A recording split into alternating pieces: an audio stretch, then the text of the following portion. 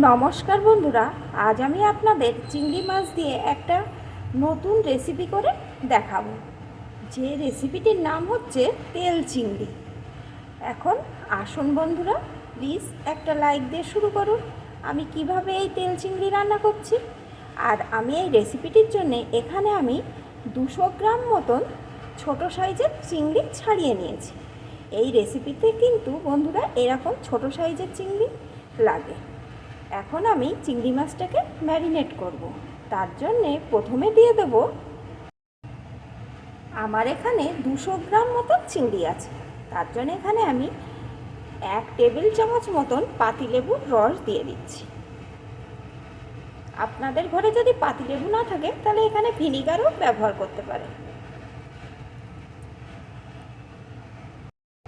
একটু লবণ, সামান্য একটু হলুদ গুঁড়ো, একটু গোলমরিচ গুঁড়ো। এখন সব কিছু দিয়ে ভালো করে চিংড়ি মাছটাকে মাখিয়ে নেব। এই তেল চিংড়ি বন্ধুরা রান্নাটা কিন্তু করা একদম সোজা আর খুব অল্প সময় হয়ে যায়। আর গরম ভাতের সাথে এই তেল চিংড়ি 1 চামচ থাকলে আর কোনো পদের কিন্তু দরকার পড়বে না। তাহলে বন্ধুরা রেসিপিটি কিন্তু সম্পূর্ণ দেখুন আমি কিভাবে তৈরি করছি। আপনারাও তাহলে বাড়িতে খুব সহজে এই ছোট চিংড়ি দিয়ে তেল চিংড়ি বানিয়ে নিতে পারবেন। ভালো করে সমস্ত কিছু দিয়ে চিংড়ি মাছটা মাখিয়ে নিয়েছি। এখন 10 মিনিট মতো এটাকে আমি রেস্টে রেখে দেব। এখন আমি রান্নার জন্য একটা কড়াই গরম করে তাতে পরিমাণ মতো সর্ষের তেল দিয়ে দিয়েছি। বন্ধুরা এই তেল চিংড়ি রান্নায় কিন্তু অবশ্যই সর্ষের তেল দিয়েই রান্নাটা করতে হবে।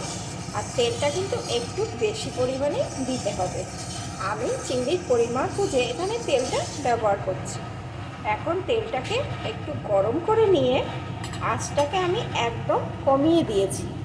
এখন এর ভিতরে আমি দিয়ে দিচ্ছি একটা বড় সাইজের রসুন কুচি। এখানে রসুনটাকে কিন্তু একটু বেশি পরিমাণ দিতে হবে, তাহলেই কিন্তু এই তেল চিংড়ির স্বাদটা ভালো আসবে। এখন এই রসুনটা তেলের সাহায্যে একটু ভেজে নেব। রসুনটাকে আমি 1 মিনিট মতন ভেজে নিয়েছি। এখন এর ভিতরে দিয়ে দেব চিলি ফ্লেক্স। এটা আপনাদের ঝাল কে কেমন খান সেই অনুযায়ী দিয়ে নেবেন। আপনাদের ঘরে যদি চিলি ফ্লেক্স না থাকে তাহলে এখানে কিন্তু শুকনো লঙ্কা কুচি কুচি করেও ব্যবহার করে নিতে পারেন। এখন এই চিলি ফ্লেক্স দিয়েও একটু ভেজে নেব রসুনের সাথে। একটু ভেজে নিয়েছি। এখন আমি ম্যারিনেট করা চিংড়ি মাছটাকে দিয়ে দেবো। আর এখন কিন্তু আমার গ্যাসটা একদম লোতে করা আছে। সাথে দিয়ে দেবো একটু লবণ। চিংড়ি মাছ ম্যারিনেট করায় কিন্তু লবণ দেওয়া আছে, সেই বুঝে এখানে লবণটা দিতে হবে। এখন অল্প আছে 2 মিনিট মতন চিংড়ি মাছটাকে আমি এইভাবে ভেজে নেব।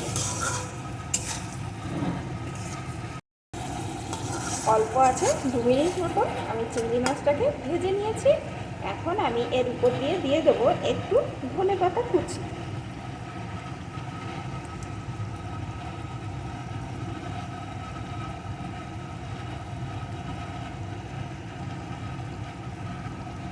একটু মিশিয়ে নেব।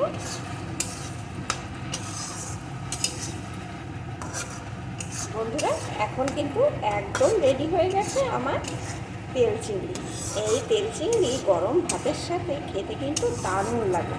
তাহলে বন্ধুরা আমার রেসিপিটি আপনাদের কেমন লাগলো প্লিজ কমেন্ট করে জানাবেন। আর আপনারা কিন্তু অবশ্যই এইভাবে একবার অন্তত তেল চিংড়ি রান্না করে খেয়ে দেখবেন, কতটা সুন্দর টেস্ট হয়। আর ভালো লাগলে আমার রেসিপিটি অবশ্যই কিন্তু বন্ধুরা একটা লাইক দিয়ে দেবেন। এখন এটা আমার রেডি, আমি নামিয়ে নেব।